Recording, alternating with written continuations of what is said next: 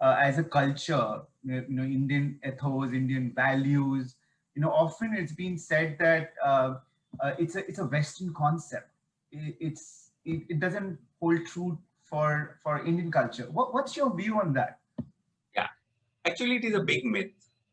If you look at the history of mankind, and you will see that India is probably the only country, and Indian culture is probably the only culture who looked at sex, studied sex like a science, and presented it like an art.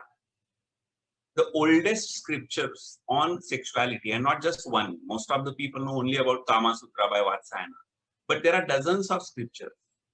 And the oldest possible scripture, which is a dialogue between Shiva and Parvati, which is documented as a Vigyan Bhairav Tantra, is a proper scripture, Hindu scripture, where sexuality, sexual relationship between man and woman, emotions, psychology behind sexuality is discussed in detail thousands and thousands of years ago.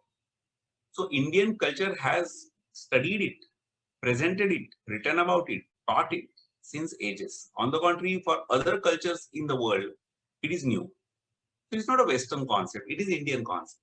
If you look at India, at Khajuraho, Konark, there are more than 40 temples even today.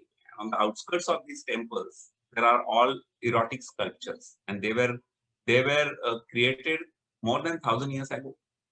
And just some people felt like creating those sculptures and be created is not possible. They must have required a lot of backing from the rulers, because unless rulers, the kings allowed that, they would have not done it. It must have required a lot of money because so many temples to be built, and it says that it took more than 100 years for these temples to be created.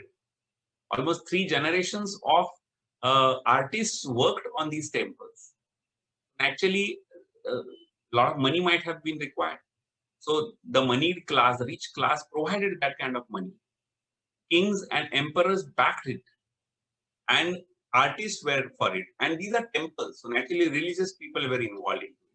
And these temples are built in the middle of a city, so even common man was in favor of it. This is what India is. Also, if you look at India, also in India we worship a symbol by name Shivlinga. Every little village also, if you go to see, you will see that Shivlinga temple is always there. There may not be any other temple, but Shivlinga is always there. And what Shivlinga is what? It's not a face of Shiva. It's a symbol of a union of a man and woman.